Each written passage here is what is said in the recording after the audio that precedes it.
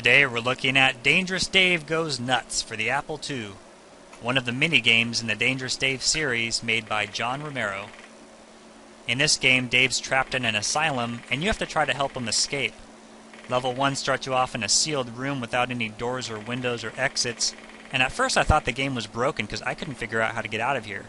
But as you can see, there's a secret space in the wall, and if you jump out and then go back toward the wall, you'll go through a secret passageway to a secret room.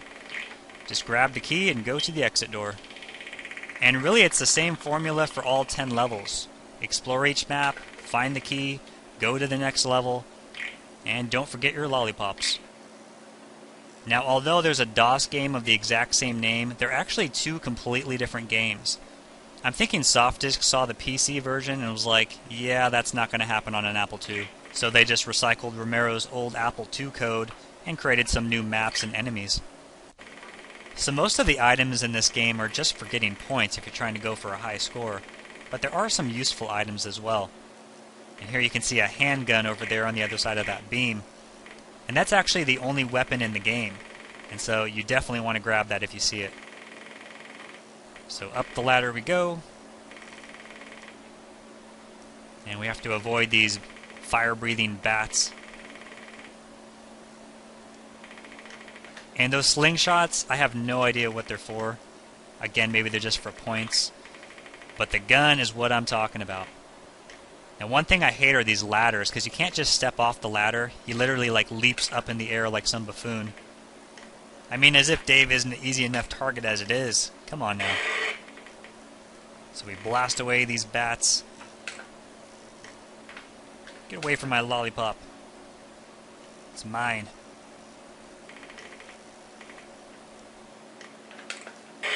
Yeehaw! Go and grab my key. So as you can tell, Dangerous Dave is not a side-scroller. And that's probably for the best. Again, the Apple II really couldn't handle smooth side-scrolling graphics. And I'm actually glad the guys at Softdisk didn't attempt to do that, because that would have resulted in a painfully slow Apple II game.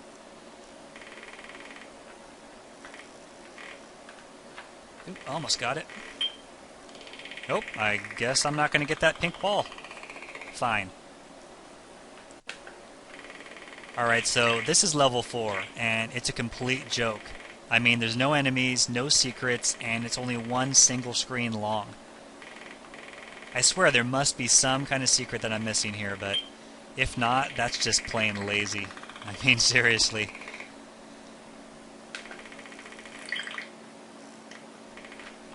So here's level 5, and it appears as another lazy-ass design level, but at least they threw in a bat this time.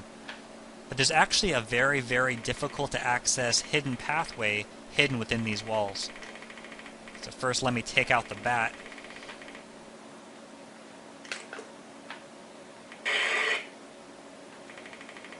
And now what you want to do is scale up the left side wall, and when you get high enough you want to jump onto the chandelier.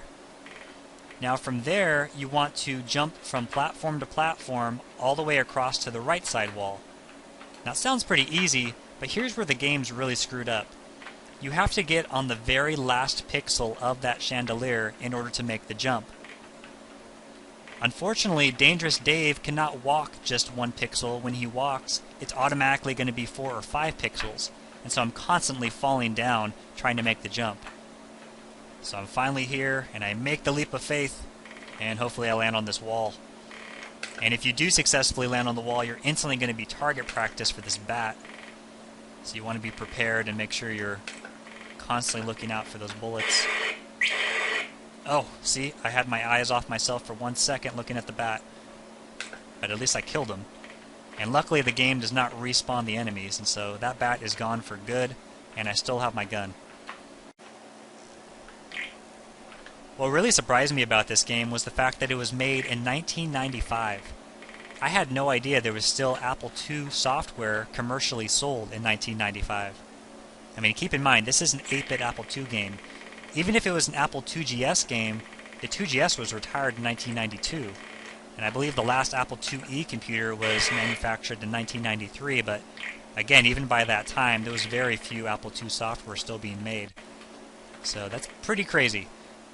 But also, if this was made in 1995, I believe this would be the last Dangerous Dave game in the series. I was actually reading on John Romero's website that there was a 2GS version of Dangerous Dave that was almost made. Apparently Tom Hall had already created all the graphics for the game and was ready to move forward, but for whatever reason the project was cancelled. It's unfortunate because I think a 2GS version would have been really sweet because it probably would have been more similar to the DOS version with better graphics and smooth scrolling ability. But for us Apple II users, I think if this is the best we got, I'm not going to complain. So what Dangerous Dave game would be complete without a jetpack? And here we find it in level 9. Oh crap. I fell right into that one. Luckily, just like a gun, you get to keep the jetpack after you die, but only in the same level. You do have a limited supply of energy for the jetpack, but you'll have more than enough to cover most of this level.